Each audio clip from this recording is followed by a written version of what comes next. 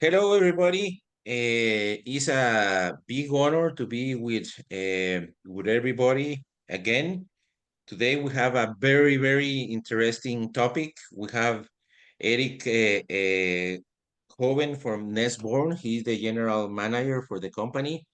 I met him a couple weeks ago in Atlanta in an animal welfare summit, and he will share with us this very interesting subject about on-farming hatching. And I hope that this bring a lot of ideas, bring discussion, and this novelty of subject. So Eric, thank you very much for being with us, and the time is yours.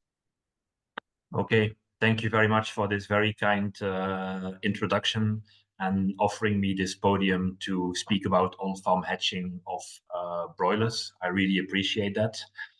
So yeah, in the next, let's say half an hour, I will take you through the process of hatching broiler chicks on farm instead of hatching them in a hatchery as an innovative approach to hatch chicks at present and in the future.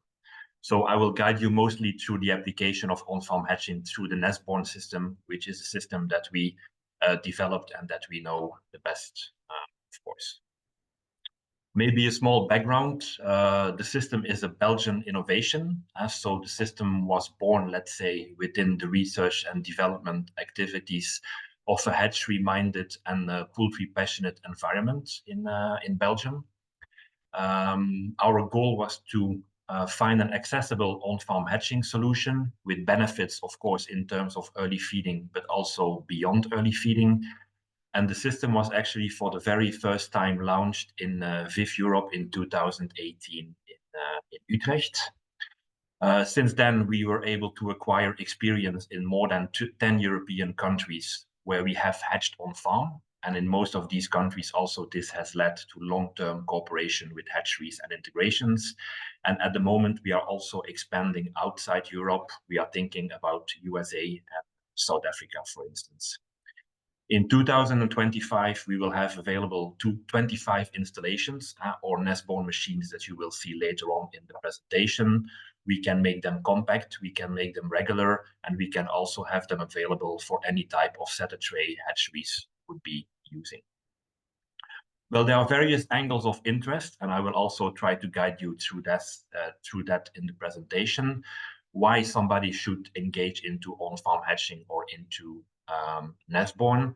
First of all, it may be all started from an animal welfare angle, but we will also go beyond animal welfare. We will also look together at animal health or One Health, because animal health will also benefit the public and the consumer. We will also look into performance, and because more animal welfare is more animal health, but also better performance. We will have a look together at sustainability and also towards opportunities that on-farm hatching can give in terms of market differentiation. Good. Let's start with the beginning. A little bit of focus on animal welfare. In traditional hatcheries, no water and no feed are available. And since a couple of years, there are innovation in that field where hatchery solutions have been developed that are able to provide feed and water during the hatching process inside the hatchery. And they are mainly tackling the issue of hunger and thirst in a day-old chick.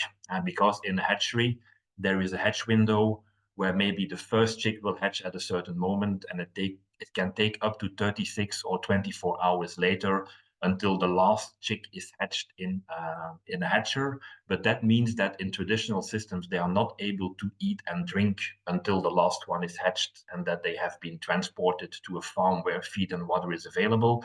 But now solutions exist to give feed and water during the hatching process and to tackle this issue, let's say, partially.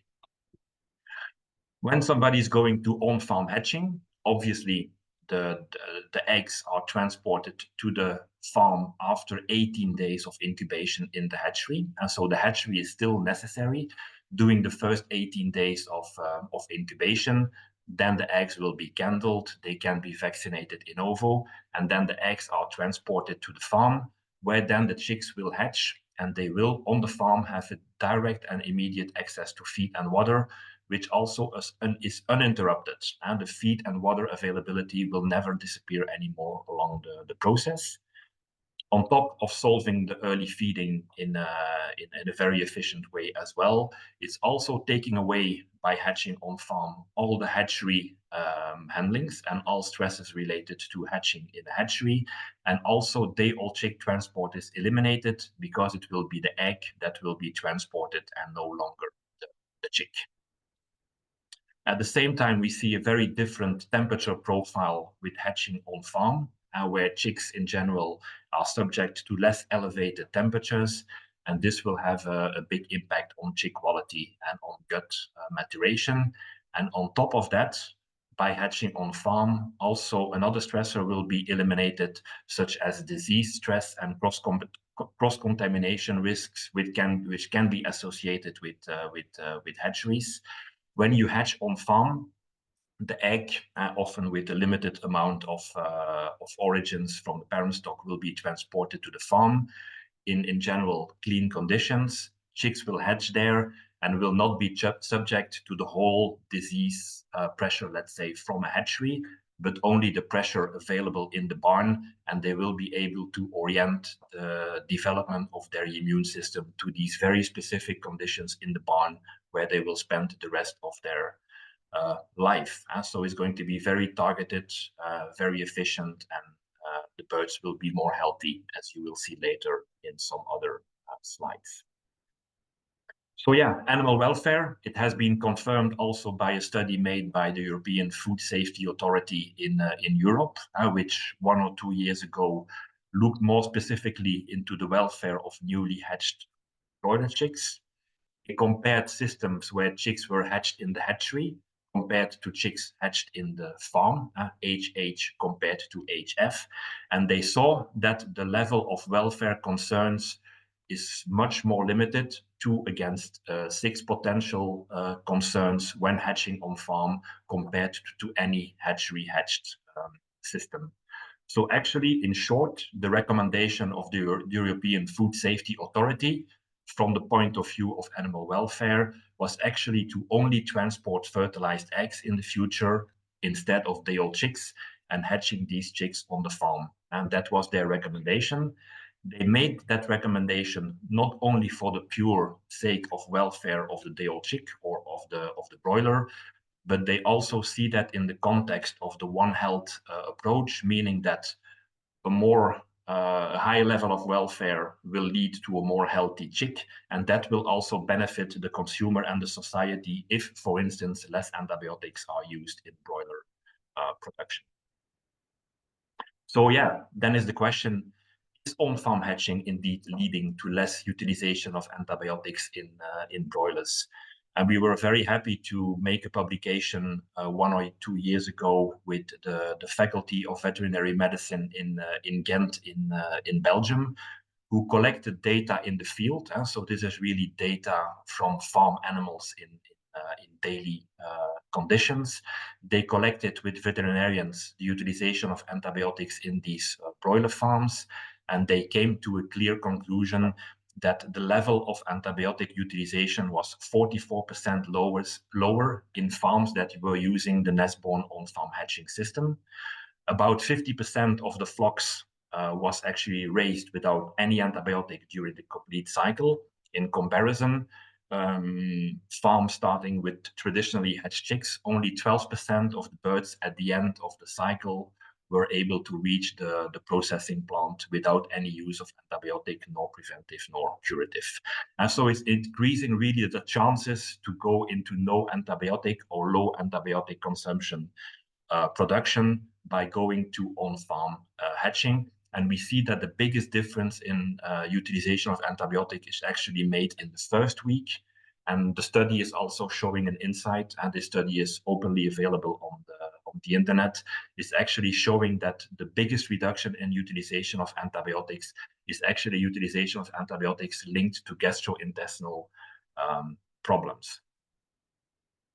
So we were quite interested to indeed further investigate. We did this with the University of Leuven to indeed further investigate this intestinal integrity or better intestinal maturation or health linked to on-farm hatching with the University of Leuven.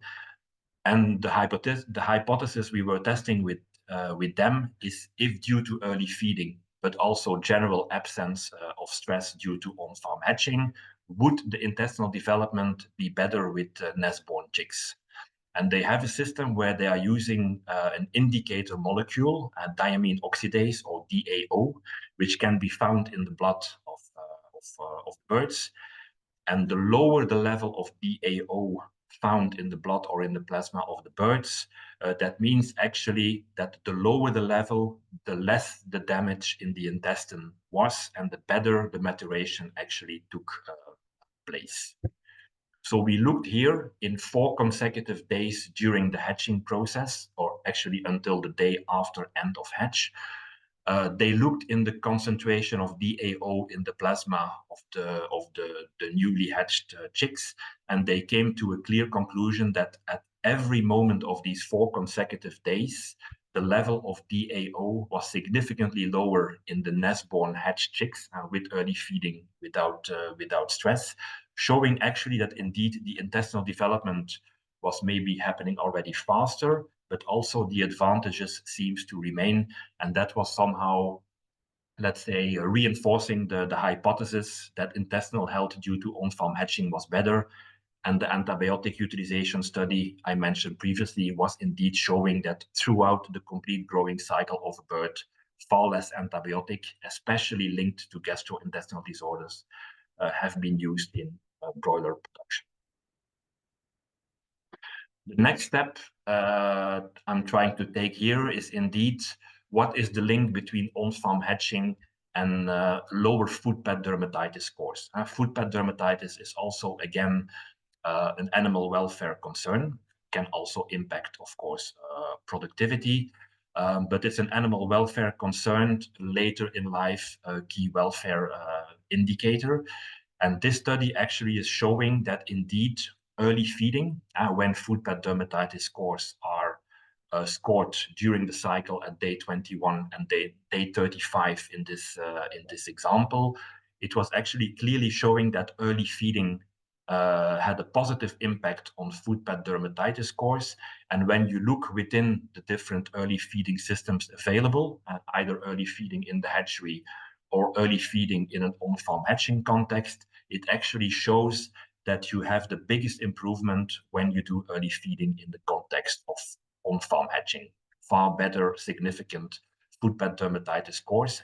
And this is linked with better litter quality, and a better litter quality can be linked again with that better gastrointestinal health, gut health of the birds, which will lead to better, more open and dry litter, better for the foot-pad lesion scores. We also see indeed, because of this higher level of welfare, lower utilization of antibiotic linked with on-farm hatching, we indeed see, and this is an example of it, that some retailers are indeed making choices towards on-farm hatching. Colruyt is a Belgian retailer, of course, selling chicken, and they actually are selling a chicken now with a higher level of welfare. And it is mandatory for that label or for that production of poultry meat to hatch the birds on farm, for instance, using the Nestborn system. They also clearly communicate on this new way of hatching day-old chicks to the consumers, and they see some opportunities to communicate on that on consumers who are getting more and more sensitive to animal welfare issues.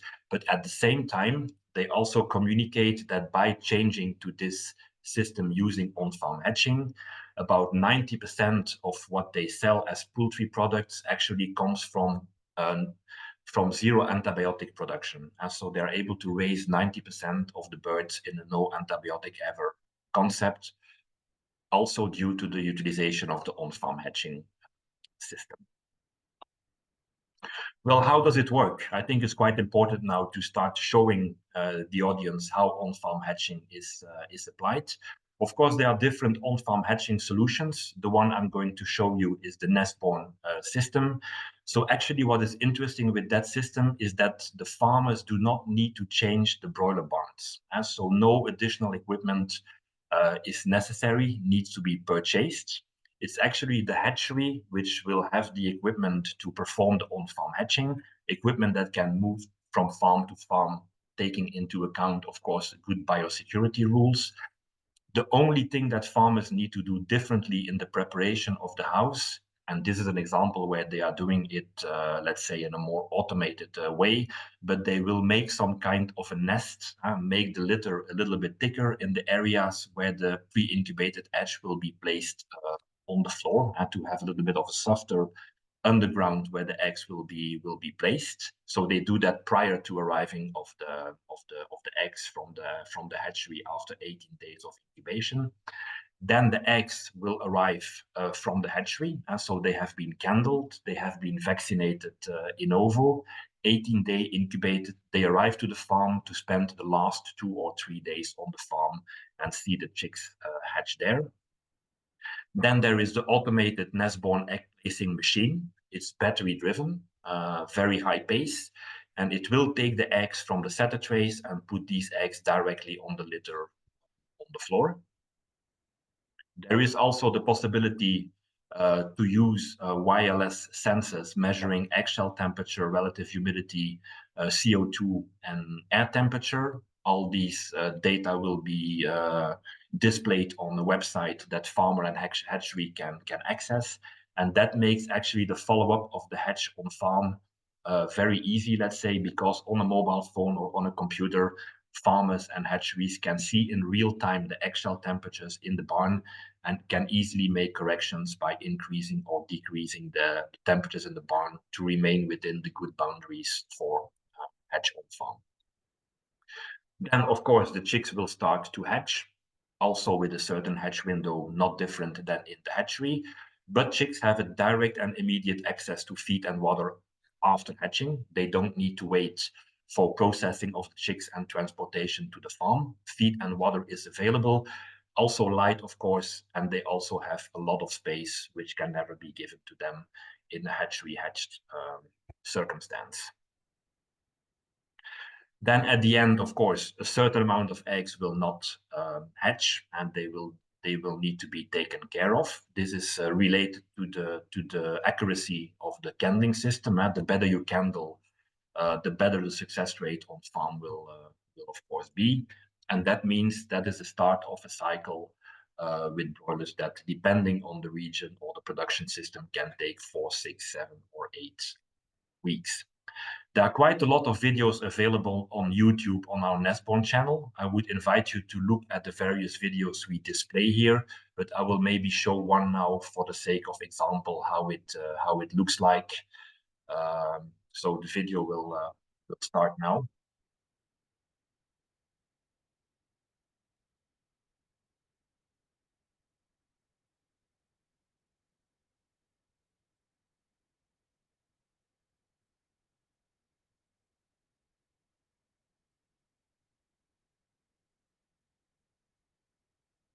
So here again, you can see how it was can be prepared prior to hatching eggs. On machine and battery charged of those.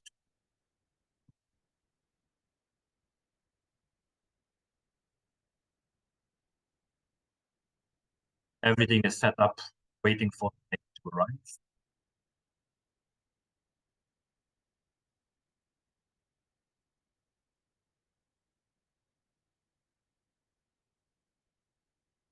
So this is a house of, let's say, 40,000 bale. It takes about 1 hour to eggs.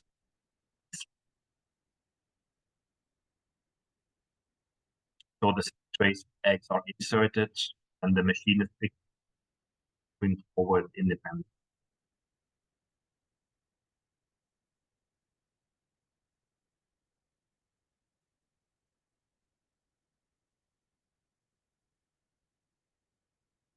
These are the egg sensors. look at that real time.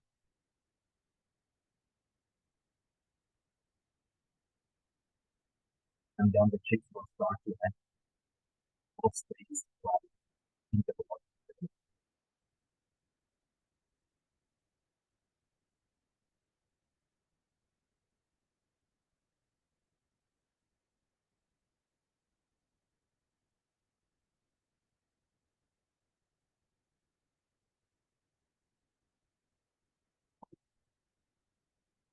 So we have different types of machines that we can perform these operations with. We have larger machines, we have compact machines, depending on the need of the volume that the hatchery or integration wants to place in the barns on a weekly basis. They are both battery driven, both suited for cleaning and disinfection in a very thorough way. These machines are constructed by the Viscon Group and using the same standards and, let's say, technology that also allows cleaning in hatchery equipment. We can do it the same time, at the same way with these machines, clean them thoroughly before that they go to other farms. Good. Well, on-farm hatching also opens some opportunities for construction of state-of-the-art and future-proof hatcheries. So, actually, the model that we see as a sustainable model is actually not to build any more traditional hatcheries with hatching in the hatchery, but more to go towards the model of an eggery. And that means that eggs will go in, of course, hatching eggs. They will be incubated during 17, 18, 19 days, and there is flexibility in that, in a lean and clean environment. And when the incubation is over, when the eggs have been candled and vaccinated, that's an add-on. These eggs leave again the hatchery, and they will be brought to the farm, placed in farms, and hatch in farms. That offers a lot of opportunities to hatch actually 24/7. And so you are quite flexible when incubators are switched on in a hatchery, also quite flexible when the eggs will leave the hatchery and go to the farm. So with a good calculation and a good program of starting of incubators, you're actually able to hatch at any moment of the week, every hour of the day, you're able to obtain your hatch. And that will be at the benefit of the processing plant that will need the birds so many weeks after to always have the right weight and the right age. So building an eggery will imply a lower footprint, a physical footprint. You can build a smaller building to build an eggery instead of a hatchery. And that means also less investments in buildings. And at the same time, you also need less equipment inside the hatchery. So the only thing needed in an eggery is actually incubators, candling, and Innovo. No need anymore for hatches, no need anymore for chick automation or chick storage. Also only cleaning of setter trays, no hatching baskets anymore, no chick transport crates anymore. So actually that means in that context where you only incubate and do not do anymore the final 3 days, you're able to use 40% less energy, and because the last phase in the hatching process is taking up a lot of energy, and that is compensating the utilization of energy that can be additional on the farm. Because no chicks are hatching anymore in an eggery, it also involved far less cleaning. We have examples where indeed we saw that utilization of water is 60% lower in an eggery compared to a hatchery. On top of that, you can transport more eggs in a trailer than you can transport chicks. And also hatchability will be higher. I will show you that in a couple of slides. Also meaning that actually with less breeders, you can produce the same amount of chicks. So we see quite some opportunities in lower carbon footprint with an eggery, lower water footprint, and in general, improving the sustainability of the hatching part of a broader operation. Well, it can also, from a economic point of view, it can also be interesting. Of course, it's worthwhile calculating that in the specific context, but in general, we can actually say that incubating 18 days instead of going completely to the hatch of a day-old chick will reduce the cost price linked to a hatchery with about 4 cents per day-old chick. Of course, we are transferring some costs later on because we are hatching on farm. Some additional equipment is necessary. There is maybe 1 day extra occupation of the farm, some heating there, maybe some labor. So partially we are shifting some costs further on, but at the end of the calculation, it will be the overall result will actually be that we are able to produce on farm a day-old chick at a lower cost price compared to the hatchery, and it will be better. And on top of that, it will also be early fed. And I'm not just saying it is better. There's quite some data showing that on-farm hatching, also from a technical, economical point of view, indeed has some benefits. You see the graph on the right. It's actually comparing hatch of fertile percentages of eggs hatched in the hatchery on the right compared to hatch of chicks on farm. And that's the bar on the left, let's say. And we actually see that when a hatchery is choosing to hatch in the hatchery, they have about, and the calculation starts from eggs after candling. So the starting point is day 18, only fertile eggs. If they are kept inside the hatchery and go into the hatcher, we see about 4.2% of eggs that are not going to hatch. But that is also including the culling that the hatchery will do of the second grade chicks. When hatched on farm, only 2.21% of the eggs will not hatch. And one of the main reasons is actually we can grant them more time on farm than in a hatchery, where everything needs to be stopped at a certain moment because chicks need to arrive at the farm. With on-farm hatching, you have time. There's also less manipulation of eggs, so that is actually leading to a higher hatch of fertile. The orange bar is actually showing the first week mortality. We see indeed that with on-farm hatching, in average, you can observe 0.3%, let's say, higher first week mortality.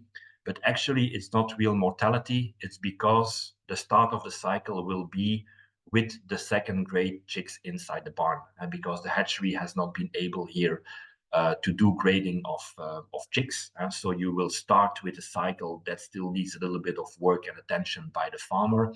And so we can indeed observe that in the first week, we see a little bit of higher figures in terms of mortality and culling. But the overall result at the end of the first week, taking into account the hatchability and the first week, how that went, we see that easily we have, with a starting point of fertile eggs at day 18, we see that we have between 1 and 1.5% of extra viable, good quality chicks in a barn at day 7, compared to when the process would have taken care in a hatchery. So a lot of benefits. Imagine the size of an integration, being able to produce 1% more chicks from the hatching eggs. That can be quite massive. Another example why on-farm hatched chicks or early fed chicks are, let's say, are better than traditional. This is a study conducted by Wageningen University, comparing again 3 different hatching systems: hatchery hatched, hatchery fed, on-farm hatched. This is with a standard Ross 308 bird. And actually you can see here at the live weights on farm at different ages until day 39, let's say after 6 weeks, we see systematically that early feeding, but especially on-farm hatching, is giving the higher weekly weights. I think day 7 is always a nice indicator where you can see the quite significant differences between the different systems, clearly demonstrating the advantage of early feeding compared to no early feeding. And if you then look at these birds when they are reaching the processing plant, we see here, and this is at day 40, and day after loading, or day after the last weighing on farm at day 39 with the Ross 308, we see hatchery hatched, let's say 2.7 kilo, hatchery fed 2.77, and on-farm hatched 2.85. And so we see clearly the advantage of hatching in a different way, hatching on farm, on the performance of birds. At the same time, we also see a tendency to more breast yield with on-farm hatching. Some other observations, we can look here again with the three systems. This is a study actually conducted with a starting point, all the same hatching eggs. Incubation took place at the same time, under the same conditions. So the only difference between the three systems, hatching system compared here, is actually how the final 3 days have been conducted. All the rest prior to that was exactly the same. So again, here we see very nice figures in terms of first week mortality, total mortality with on-farm hatching. We also see that the lowest variation coefficient of body weight is observed with on-farm hatching, significantly the best uniformity in the birds at moment of slaughtering. And also for the farmers, we see here that farmers will obtain the highest EPAF scores with on-farm hatching. EPAF scores, these are standardized formulas taking into account feed conversion, mortality, and average daily gain of the bird. And if you put all that in a formula, we see here that the best results are obtained with on-farm hatching, showing indeed that on-farm hatching leads to a better chick with a lot of potential during the growing of the bird in the barns. So I'm now reaching my last slide of the presentation. And just to summarize, indeed, on-farm hatching will lead to superior chick quality, chick welfare, early feeding, but also some improvements on top and beyond early feeding. We see that with on-farm hatching, we are able to obtain 1% more chicks compared to conventional at day 7. And also we see substantial better weights at day 7 and beyond. We see quite some improvements in terms of gut health and later in life welfare, and think about the food pet dermatitis. Avoid cross-contamination by hatching outside the hatchery, and a lot of opportunities to go into no antibiotic ever, and this for the benefit of the consumer and the society. A more healthy bird will also lead to less utilization of antibiotics. It's possible to hatch 24/7 if on-farm hatching is used at its full potential, and let the slaughterhouse make the planning and start the incubators at the right moment to have the birds there at the right age and the right way. And indeed an aggregate, and so let's say the model of the present and the future, a lean, clean, and green aggregate will actually give a lot of benefits in terms of also economic hatching. And it offers opportunities, and see examples of retailers who can be triggered by this new way of hatching, where welfare and health is taking them to a new level and giving them opportunities to communicate to their consumers and do a little bit different than the competitors. So then I would like to thank you and thank again Poultry School for having me here and giving this podcast and presentation. If any information needed, here are my contact details, and don't hesitate to get in touch, and always ready for an open and critical discussion, of course. Thank you very much. Erik, thank you very much. Very, very interesting presentation. I think that there is a lot of discussion and a lot of interest that this type of presentation can bring a lot of value to the table. I have two questions, Erik. Yes. From the implementation in your experience, when a farm start going into this direction, what is the process to train the personnel and the people, and how long it takes to the people know exactly the new process? Because at the end of the day, it's a new process in farm. Yeah. So I think still in these systems, the hatchery and the integration, let's say, remain a key in the success of on-farm hatching. So the purpose is not to transfer responsibilities and everything to the farmer.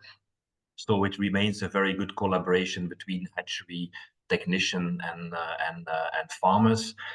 That requires some preparation, of course, but it's not. It's also, at the end of the day, we should say it's also not really like rocket science. And so the principles to hatch on farm successfully are quite easy transferable to farmers. And Yeah, in general, we see it works out very well. Indeed, it requires preparation. It maybe requires some tools to look at actual temperatures in real time and guide the farmer through the process the first or second time that he is doing it. But once they have started, we see that actually they remain a very stable user of on-farm hatching, and that they very hardly change back to conventional systems after that. But it requires attention and good collaboration, reflection, and communication. That's right. So that's very very important, because I may think that from the thinking standpoint of going to the traditional way to going to this way may bring some questions about practices, new practices with the same people on farm. I have another question from your last slide that you showed before. If you can put it back, I may say that are the benefits, or that we're looking for. The main, like you say, the main idea of the concept.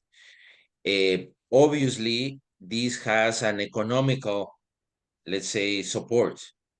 Mm-hmm. Do you have a lot of, let's say, data, the process in the value of the traditional way to go into this way?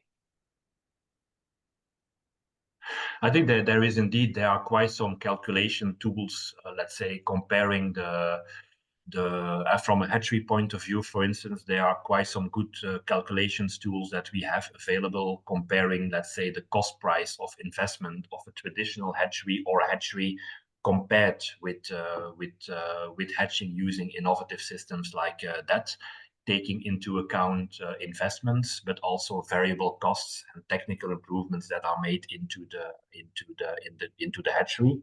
So yes, we have a lot of data, let's say, on hatchery level, also taking into account the opportunity to use hatching eggs beyond maybe the standard scope that hatcheries are using them now. And beyond that, indeed, in farms, we also have calculation tools showing how technical improvements or better performance will also give more economic satisfaction, let's say, to the farmers. And we can do these calculations for the different steps in the production chain, or we can do these calculations overall, let's say, for integrated businesses. Yeah. Okay, and the last question, Eric. There is a range of, let's say, dimension of a grower to go into the system, or any farm can go into this system.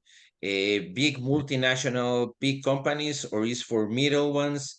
What's your thoughts about that? Yeah, it's a good question. So I believe it's very accessible in a broad way for many farmers. Of course, the main principle is then that when hatching eggs are brought into a barn, you need, or the barn or the poultry house needs to be suitable to be maintained at a certain temperature level, of course. And so Yeah. you need Hmm. a certain heating system, and let's say closed houses, or let's say houses not completely subject to the outside conditions.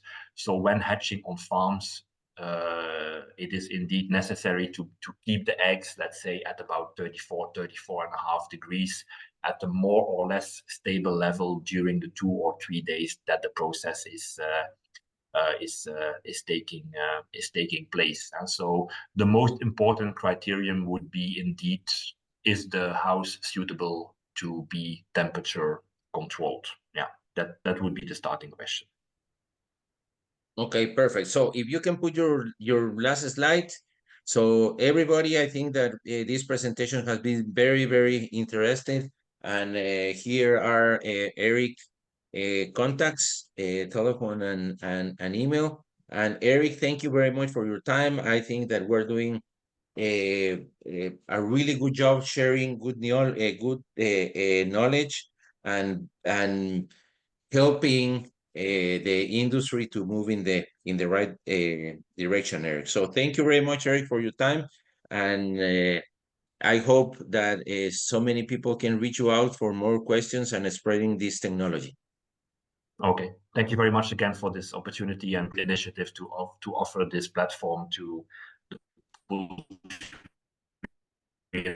for all different subjects. Thank you. Thank you, Eric.